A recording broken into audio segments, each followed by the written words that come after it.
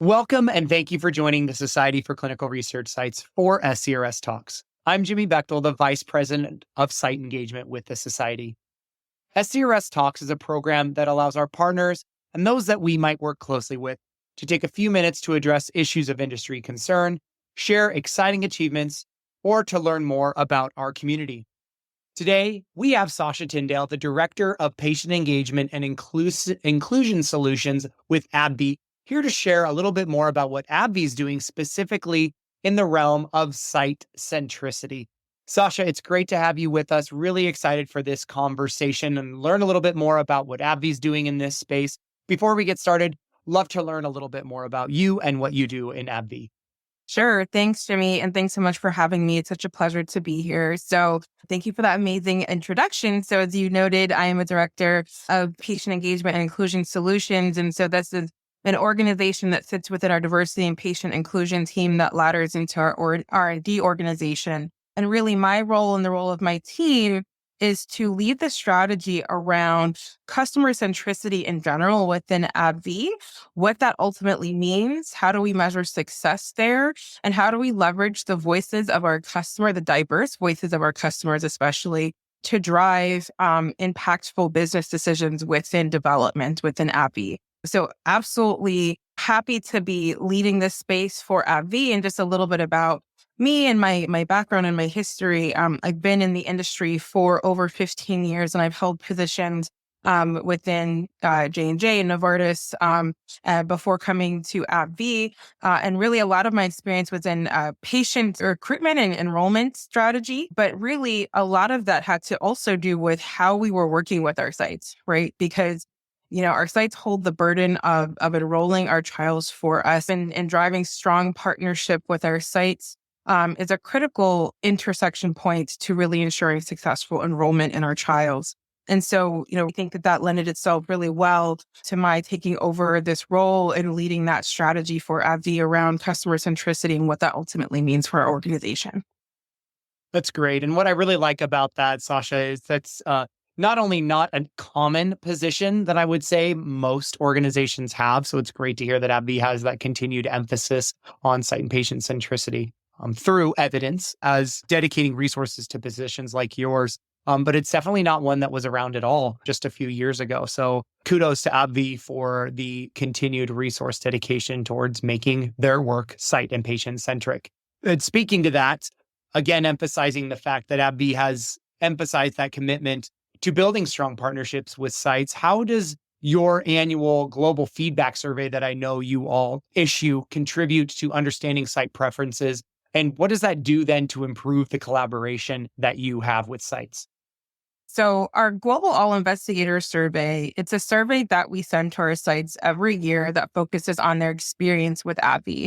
It really gives us an opportunity to connect with our site partners outside of that individual clinical trial process and really check in on how we're performing as a partner, right? So as much as, within industry, we like to understand how sites are, and it's all about picking the right sites, but it's also about how we're showing up as a partner and really making sure that you're being intentional about, asking your partners around how you're showing up and measuring that for yourself.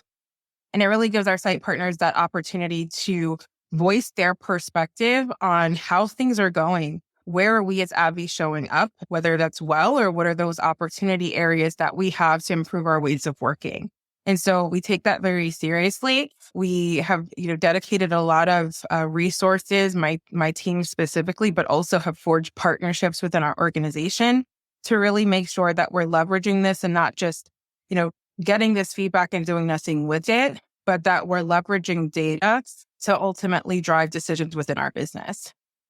That's really cool because I think the important part is that not only are you doing the survey, right, but that you're also what sounds like incorporating directly some of that feedback and distributing that to the teams as applicable across your organization to help, again, improve collaboration and understand some of those site preferences. It's really great because, again, we see a lot in the industry. We survey and we ask, but then there's not a lot of action that comes of it. So it's great to hear that you have mechanisms, processes in place to turn those insights into action.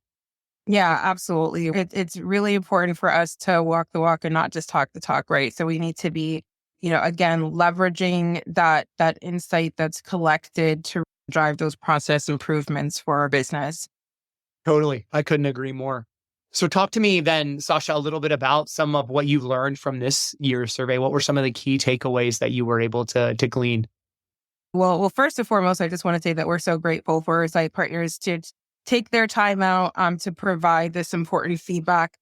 We actually did undergo a pretty big, pre-launch effort this year to make sure that we were doing our due diligence and streamlining what we capture and collect in the survey. Again, thinking about site burden and site experience. They're not wanting to take out too much of their time, but still make sure that we're getting, those critical pieces of feedback that we need to introduce optimization. So just want to start out saying that we're so grateful that our sites take the time to complete this every year.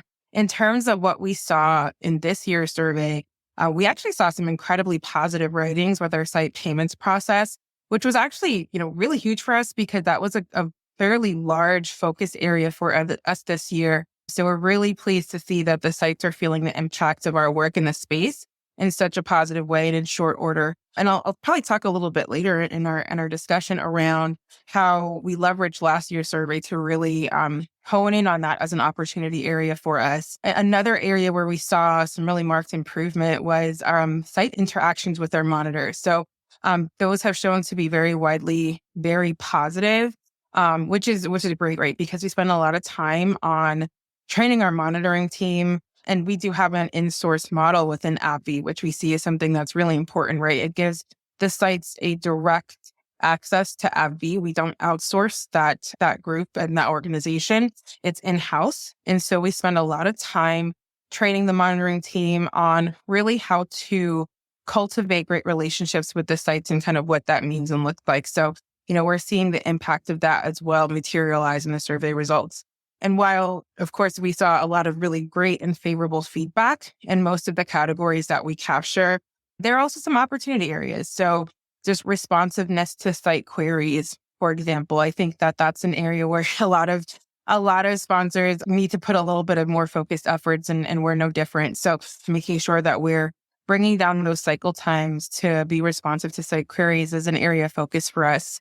Study closeout kind of bubbled up as another opportunity area for us. So, wanting to do a little bit more of a double click into that and really what that means and like what exactly about study closeout has the most pain points and really see again what innovations we can implement there to make that process a bit better and easier for our site partners.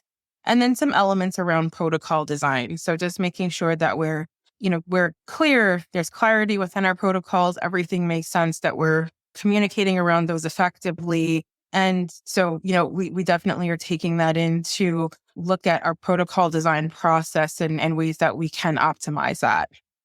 Wow, Sasha, it's great to hear that there were so many insights that you all keyed in onto because they're not unique. I think they're stuff that we hear as well from our sites through our surveys and through our conversations and things like that. So it's awesome to hear actually that those got back to you all and that you're then able to, as you have alluded to, take some of those things back again to the teams that I guess influence how those specific aspects of executing a clinical trial are operationalized so that they can make change into those. So it's again, all goes to emphasize and support the emphasis that you all have into these surveys and the work that's being done. And the one thing I too would kind of going back to the beginning is not only emphasize the importance of responding to surveys like this, because they are opportunities for learning from our sponsor and CRO partners, but also appreciate the participation that sites have when they do take time out of their day to answer these surveys, because we know that the industry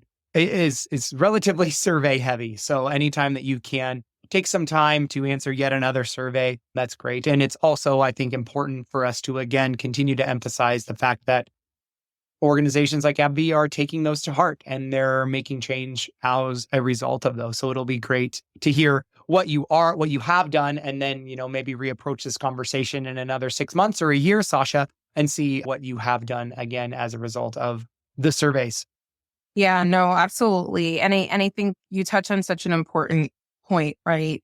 We are a survey heavy industry. And so I think it's really important for, sites to understand that we do take this feedback in and we take it very seriously. And it's really an opportunity to have their voices heard. I think that we can do a better job of just closing the loop, right? And not just kind of keeping this to ourselves, but also just making sure that we're sharing with the sites, what are we doing with the information that we're collecting from you? What is your time going to in terms of introducing process improvements within a sponsor company like ours? So, I think that that's such an important point. And that's something that we take very seriously too. We look at burden. And another thing that we're going to be looking at next year is looking across the company and the corporation around just how many surveys are we sending to sites?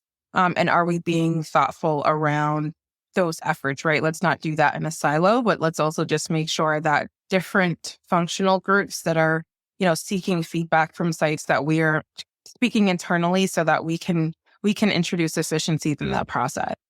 That's excellent, Sasha. Yeah, I couldn't agree more. So let's dive into that maybe a little bit more specifically. How have the insights from the survey influenced your operational approaches and some of your site-focused initiatives? I guess let's get a little specific on what things have changed as a result of what you've heard from the sites. Yeah, absolutely. So like I said, the survey is really integral in giving us visibility to areas where we need to introduce those innovations and optimizations. And so I think a really great example of that in last year's survey, and I alluded to this earlier, is that uncovered opportunity areas in our payments and reimbursement processes, and also just around enhancing some discussions with our site partners around upcoming studies. So that bubbled up as an opportunity area for us last year. And so what we did was we took, the year to dive in, and we stood up dedicated cross-functional work streams to address these pain points head on. And so some of the work that has come out of those work streams was, established a tiered success measure framework. So we really wanted to look at what are these opportunities and kind of what does good look like in these areas? And let's kind of stand up some measurements and metrics around that so that we can hold ourselves accountable, right? Another piece was that we did a large scale rollout of payment improvement efforts within the US. So really looked at our processes within the US because we are segmented a bit based on, geographical location in terms of what those processes are. And we looked at what are those opportunity areas to introduce some improvements. And so we looked at that within our US space and introduced significant improvements in the payment process that shaved off some timing. We're also on track to introduce a system to centralize our OUS process. So right in the new year, we should have that system in place to centralize our OUS processes because we realized that those were decentralized, right? So there was not a cohesive system in place. There was not a cohesive process in place outside of the US. And so wanted to make sure that we were centralizing that to introduce efficiencies there. We also have an internal toolkit that we use that includes materials for our trial teams that they can go to so that, again, we're not kind of just starting from scratch all of the time. So we introduce some materials there, some resource guides just to really upskill our clinical trial team partners on things that they need to know about, the new processes that we were introducing and really to drive that change management within the organization. And then around that pipeline sharing. So we know that that's important for sites to plan resources, right? If they have some visibility to some programs that are coming up in a particular disease area, then they can start planning ahead of time. And of course, that's not, to necessarily guarantee that they'll be selected per se, but it's good to just kind of give, I think, a little bit of visibility to kind of what are we working on, right? What are we expected to come down the R&D pipeline. So having a process in place that's cross-functional. So we pulled in our medical affairs organizations, our clinical development partners, our operations teams, and created a process. And we're still iterating on that process, but creating a process around how can we compliantly share details with our site partners that really helps do what they need to do to be ready should they be tapped with the feasibility questionnaire for studies that are coming down in short order. So those are just a few of a number of process improvements that we introduced within that initiative. But resources were dedicated across a multitude of functional areas within AbbVie to really focus on the pain points that came up out of last year's survey. And so again, as we saw in this year's survey, we saw a significant spike in positivity ratings from our sites around particularly the payment improvement processes that we introduced. So we know that that's paying off. So I think that that's a holistic success story, right? It shows how, you get the feedback from your partners, you do something about it, and they're able to feel the impact of that in short order, which is amazing. Wow, Sasha, again, a tremendous amount of work being done in this space. And it's so good to hear that so many different areas have been impacted and gained insights from this. One of the things that I would encourage our sites to do, and I know that you all will be receptive to this, is, as you're listening, sites, if you're seeing these things, let us know. Let AbbVie know. But if you're not seeing these things, I think let them know as well. Take those surveys and participate. It's obvious that AbbVie in particular is open to this feedback. So I think there's a lot of different aspects of the clinical trials that you might do with AbbVie that might be changing here. If they haven't changed already, will be changing very, very soon for the better. So it's great to hear all those different examples. Sasha, as we conclude our conversation here, let's talk a little bit about the future. What can sites expect from AbbVie after providing said feedback through surveys or through some of the conversations that I know you engage with them on a regular basis? And what are your areas of focus then over the next year or two? Yeah, absolutely. So in addition to the areas of focus that I spoke to, right? So that responsiveness to site queries, looking at our study closeout process, and then just some elements of our protocol design, sites can expect more communication from us. So I think, we touched on this earlier. This is not necessarily new in terms of processes, but what I think is new is us sharing externally around how seriously we take this feedback and what we do with it, and then our commitment to introducing process efficiencies that can make us a better partner to our site. So making sure that we're communicating, more about that and more frequently about that is definitely something that sites can expect.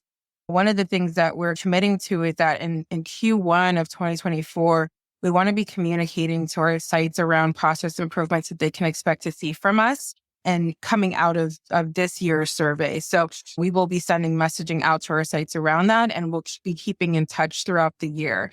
Another thing that we'll be doing this year is driving action plans at the functional level against the feedback. So in addition to having these kind of larger, work stream style initiatives, there's also just some things that our individual teams can do just in their day-to-day ways of working that can just, again, bring that element of site centricity into their day-to-day work. And so working with those teams to put together action plans that, again, have their own metrics associated with it, keeping themselves accountable, is work that my team is actually going to be driving this year.